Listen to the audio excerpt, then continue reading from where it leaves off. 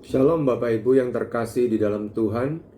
Hari ini firman Tuhan terambil dari 1 Korintus pasal yang pertama mulai ayat yang ke-10. Tetapi aku menasihatkan kamu saudara-saudara demi nama Tuhan kita Yesus Kristus, supaya kamu seia sekata dan jangan ada perpecahan di antara kamu, tetapi sebaliknya supaya kamu erat bersatu dan sehati sepikir. Sebab saudara-saudaraku, aku telah diberitahukan oleh orang-orang dari keluarga Chloe tentang kamu bahwa ada perselisihan di antara kamu.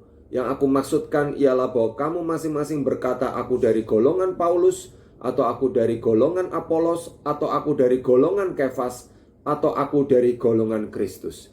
Bapak Ibu yang terkasih, Paulus di dalam bagian ini membicarakan tentang masalah perpecahan yang terjadi di dalam jemaat Korintus, ya.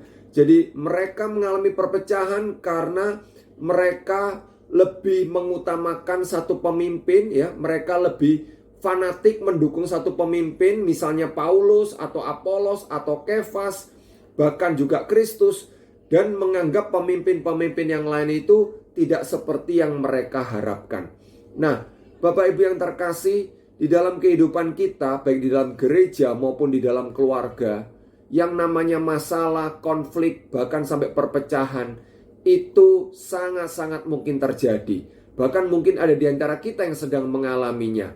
Lalu bagaimana kita harus mensikapi semuanya ini? Nah, Bapak Ibu yang terkasih, Paulus di sini memberikan nasihat supaya kita itu sehati sepikir, ya, dikatakan seia sekata, dan jangan ada perpecahan di antara kamu, tetapi sebaliknya supaya kamu erat bersatu dan sehati sepikir. Jadi, Bapak Ibu yang terkasih, kita perlu belajar bagaimana untuk mengasihi.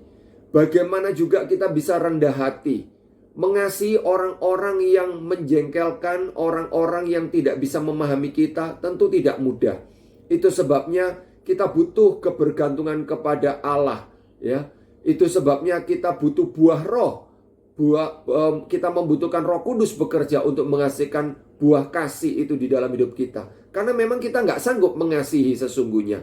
Dan juga kita butuh belajar untuk rendah hati, ya Bapak Ibu. Rendah hati untuk menyadari bahwa kita juga bisa keliru. Kita punya blind spot, kesalahan-kesalahan yang mungkin kita tidak sadari. Supaya akhirnya kita bisa berubah, dan supaya akhirnya bisa terjadi kesatuan, bisa terjadi kesehatian. Kiranya Tuhan menolong kita dan Tuhan memberkati Bapak Ibu sekalian. Shalom.